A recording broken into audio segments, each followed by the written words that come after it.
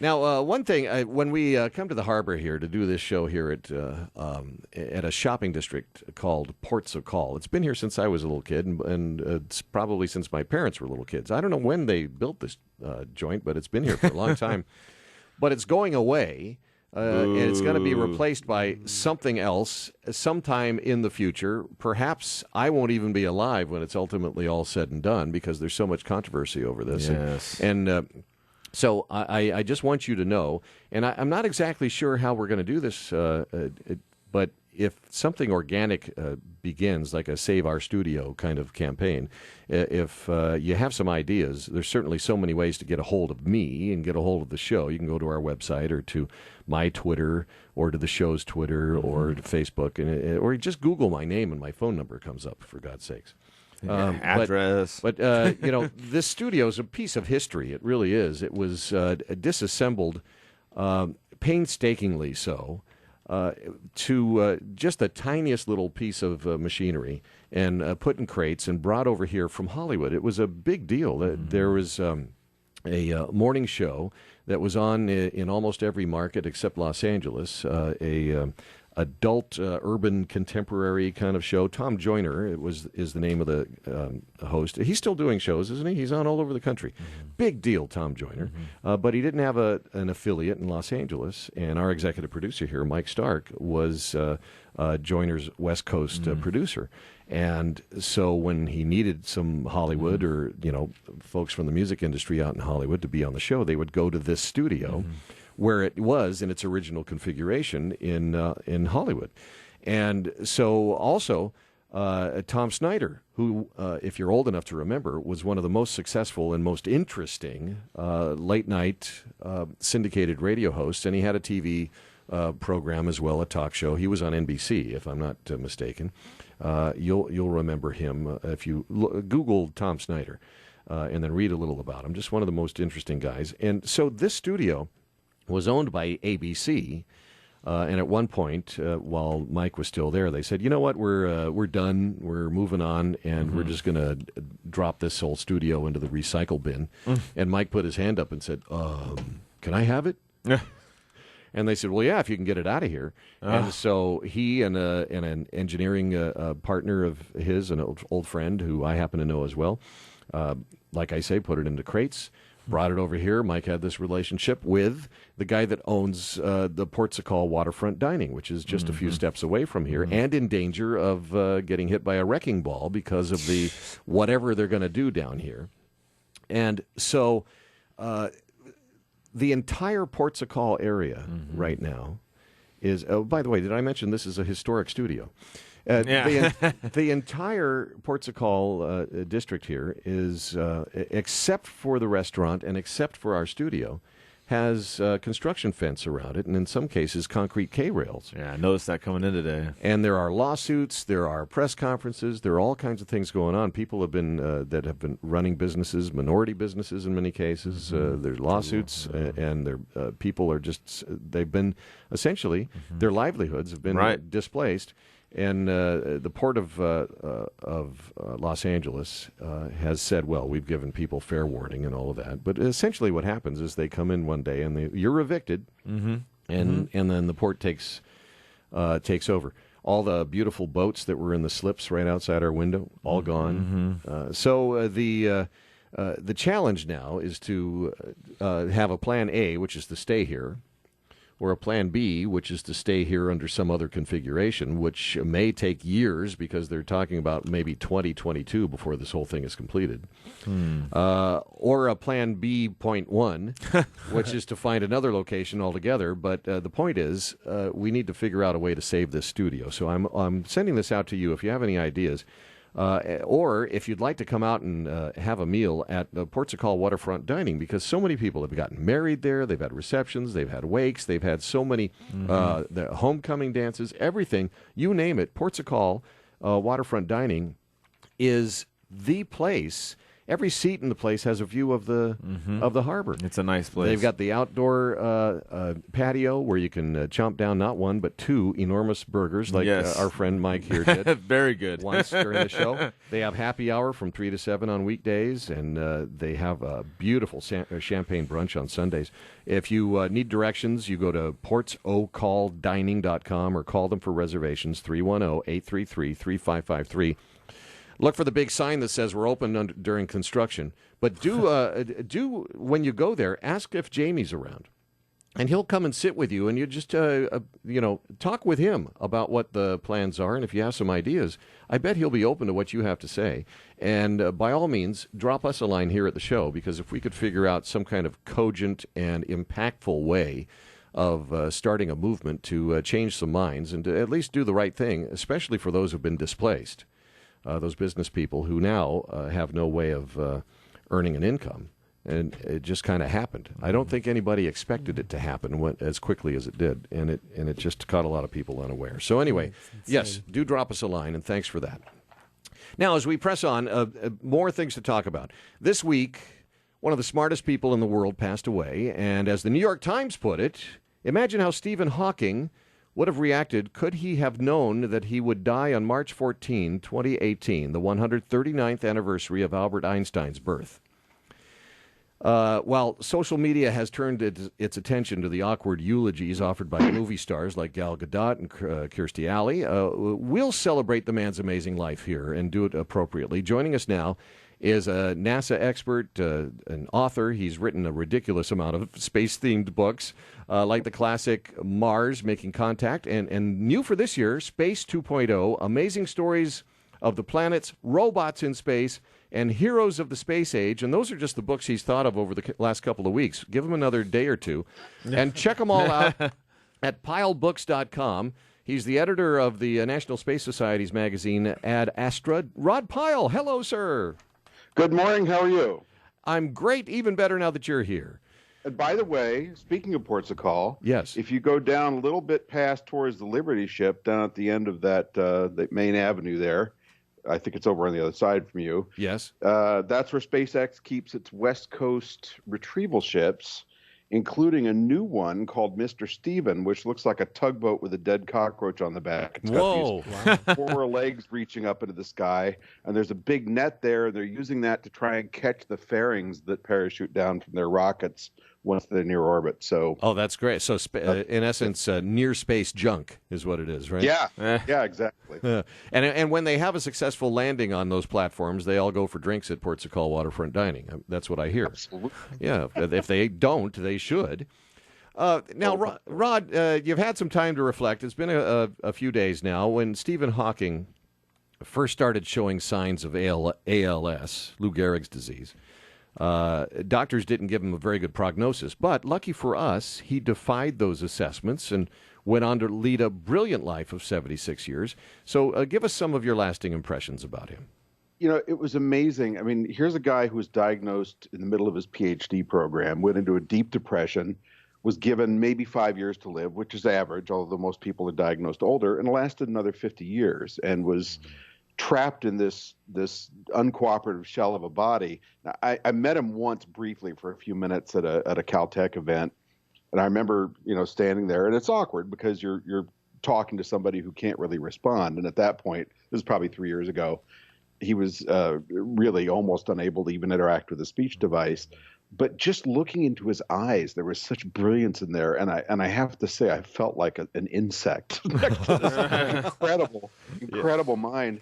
One of the things that I think is remarkable about him, I mean, he discovered Hawking radiation coming out of black holes at a time when people thought that they didn't emit anything because there were just these total matter vacuums and so many other things.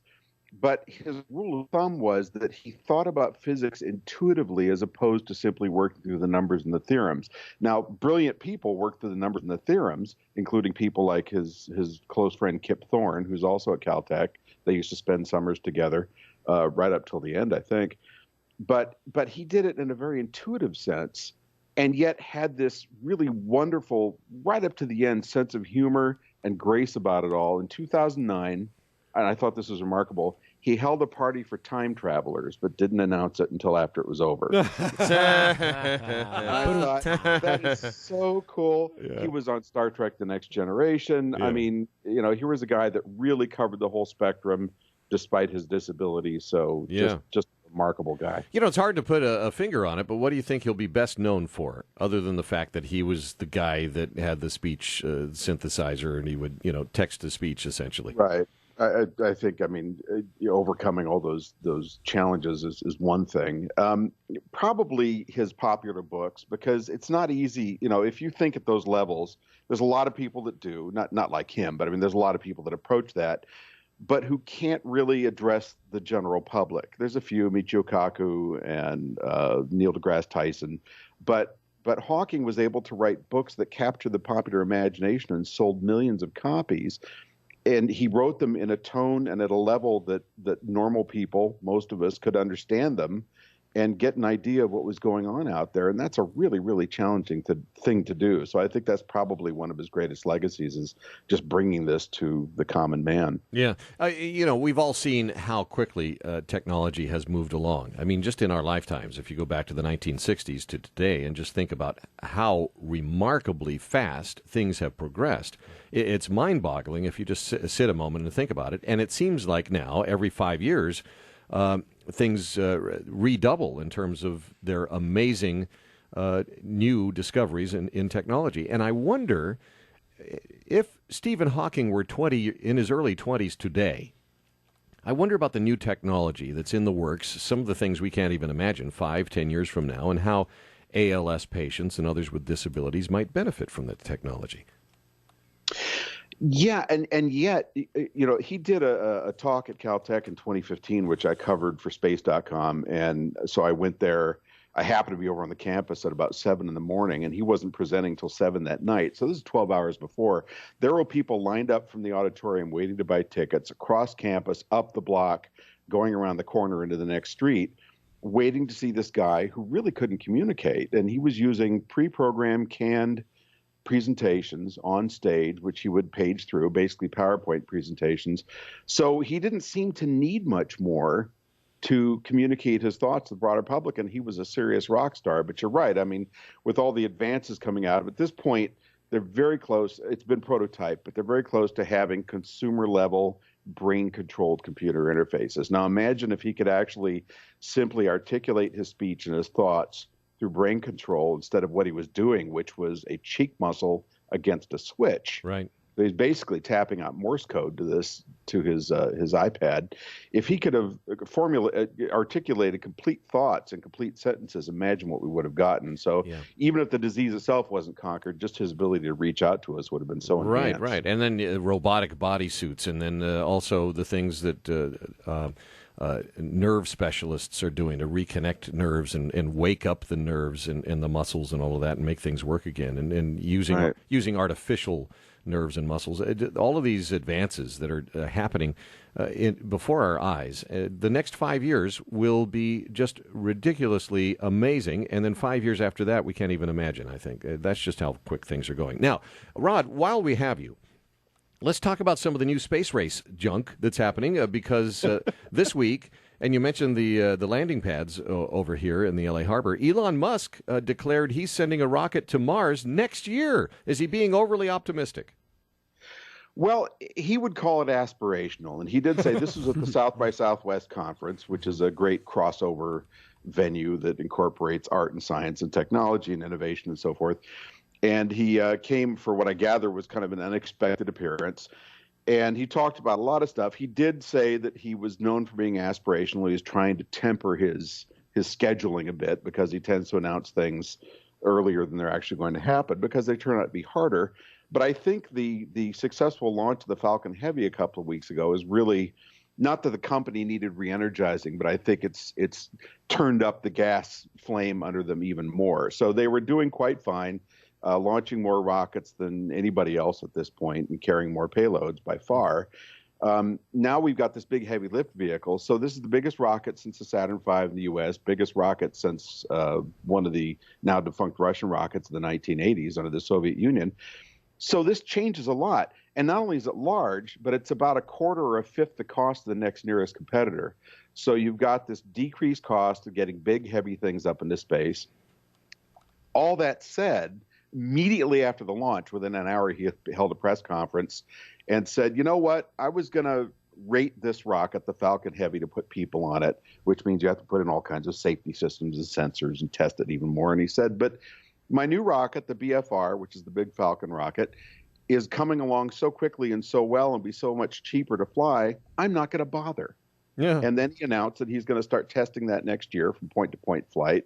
That's the one that can fly from LA to Shanghai in 39 minutes and so forth. Yeah.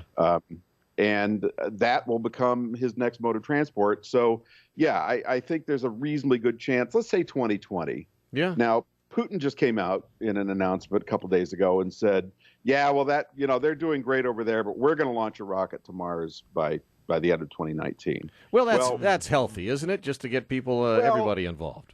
It is an election year for him, but the Russians have been trying to land something successfully on Mars since the 1960s and have not yet succeeded once. Yeah. So I wish him a lot of luck, but it'll be an expendable rocket. They won't be reusable like Elon's, and I kind of don't see it. If the father of rocketry, Werner von Braun, were alive today, what would he say about this race to Mars? Well, let's see. What did he say when the V2s first flew successfully? It was a great success. It landed on the wrong planet. He was a little amoral, but a remarkable engineer and technician and very charismatic leader. I honestly don't know. I think he would marvel at this new age. I think he'd be a little frustrated if he was still at NASA because their pursuit of this is entirely with expendable rockets. And clearly the future is in ones that can fly up, deliver their cargo, fly back, and be reused. So I think he'd be looking at methods to do that. To be fair, he did draw up plans to bring back stages of the Saturn rocket for reuse, but they were never implemented. So he was on that same track that Musk is, 50 years earlier. Yeah, were you following in his footsteps by writing books? Didn't he dabble in fantasy fiction at one point? I wish I could say that I had one toenail in common with the mind of Werner von Braun. He wrote a novel, a rather forgettable novel in the late 40s that was never published until, I think, either 99 or 2004, something in that range. Yeah. Called Mars, A Technical Tale. Uh-huh. And it had Jaguar driving young astronauts and romance and all kinds of things. And it was pretty awful. The appendix for that book was later taken out because, of course, being von Braun, he had to have a technical compilation of how it was all going to be done. It was all about a Mars mission. That appendix was turned into a book called The Mars Project, which revolutionized the way we thought about sending people to that planet in the early 50s. So, yeah, he'd have a lot to say. And didn't he write something about a leader that was up there in Mars running things? Yes. He said it was elected. The leader was elected by a plenary, and he was called the Elon. And this about that? And this was a book that he wrote how long ago? Before Elon Musk was a 1949. Yeah, this is before Elon Musk was a zygote. Yeah. Oh, way before. How about that? So pretty visionary. Now Putin's getting into the race, at least rhetorically. Our President Trump, made an interesting remark about space and what's needed out there. Tell us about that. Well, he made kind of a weird, meandering speech over at Miramar Marine Air Corps Base down in San Diego. And there's been this talk of an American Space Force for a few years now. The Air Force goes back and forth about it. Some of the leadership thinks it's a good idea, some doesn't. Particularly the chiefs of the Air Force said, we don't really want this. The idea is to create another separate force. So we got Army, Marines, Navy, Air Force.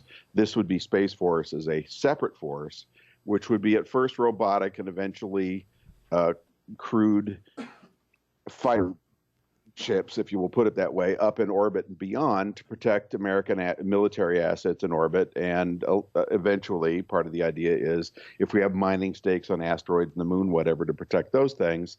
There's some acrimony about how that would be done. Trump kind of gave a general sweeping statement about why don't we do this? A lot of astronauts come from the military anyway. How hard can it be? And it's kind of a bigger discussion than that. And part of that bigger discussion is we signed a treaty back in 1967 with the Soviet Union and a bunch of other countries eventually about not militarizing space, not having weapons of mass destruction, and not staking claims on space territories of any kind. So how we're going to defend mining claims if we haven't quite worked out the definition of what those are and how to do it yet is a little thready. But eventually something will be needed there, because without satellites, we not only don't have military capabilities that we do, but we don't have ATMs and banking, agriculture suffers, commerce, all kinds of things. So we do have to figure out a way to shield our space assets from interdiction by the bad guys. Maybe we're going to send up robot attorneys and actuaries. Oh, God. Hey, we already have enough dysfunctional satellites. Yeah, exactly. Rod, is your book Space 2.0 out yet? It's in stores, isn't it? Or it's available? No, it's actually been delayed till 2019 because we're working on a lot of these books. This is a book with a lot of photos in it. A lot of these books tend to use photos that we've seen 1,000 times from NASA and other sources, and they're good, but they're old news. So I engaged an illustrator, a guy named James Vaughn, who's a wonderful aerospace illustrator. He's done lots of work for NASA and the aerospace community, to do a bunch of custom illustrations for it. So we're laying back a little bit to let those get finished and come out with spectacular products. So first few months of 2019. Yeah, 2019. All right. And you got a whole bunch of books, and they could all be seen at pylebooks.com. That's Pyle with a Y, P-Y-L-E, books.com. Everybody should go there. And it's always a wonderful time when you come on the show. Rod Pyle, thank you so much, sir. Thank you. I'll see you at Ports of Call. Yes, you better. Okay, take care. Thanks. All right. Hashtag save the studio. Is that what we're doing? Oh, I like that. There you go. I'm going to use that. Are you? I'm going to use that right now. All right. I wonder if it's been used before. Just double check. It might already be out there. Yeah. But then, that's a little self-serving, isn't it? Because as I pointed out, there's more than just this studio. But if we could use that as the focal point. Yeah, no. Protect the port. No, not the port. Those are the guys that are trying to wreck the place. All right, what are we trying to get? All right. Yeah. Just drop us a line, intern Ricky. We'll put you in the stack of comments, and the best stuff will rise to the top. Meaning maybe not yours. I get nothing. Oh, we knew that was coming. Come on.